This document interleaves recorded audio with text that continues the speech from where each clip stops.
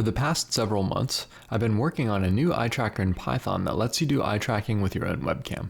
I wanted to explain how the system works in more detail so you can better understand eye tracking in general and become more familiar with this code and its use.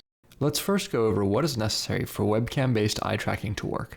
Simply put, you need to know where the eye centers are, know the position of the center of the pupil or iris for each eye, project a ray from each eye center through each pupil center, compute the intersection of those rays, use the resulting combined ray to associate your real monitor to a virtual monitor position, and finally, use multiple points on the monitor to determine your monitor size in virtual space.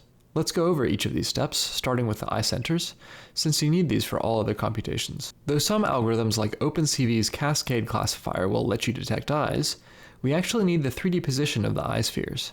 For this purpose, we're going to be using MediaPipe, which provides us with 468 facial landmarks from a single camera image.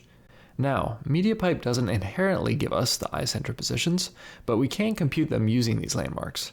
Though you might think you could just use the landmarks on the eyelids or other eye structures, it turns out that MediaPipe is inherently biased, meaning the resulting eye points shift upwards even when the eyes roll upwards.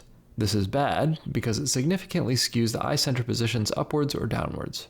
My current solution to this problem is to use points from other stable or unbiased points on the face, primarily the nose. From these points, we can compute a coordinate system for the face using a reconstructed rotation matrix.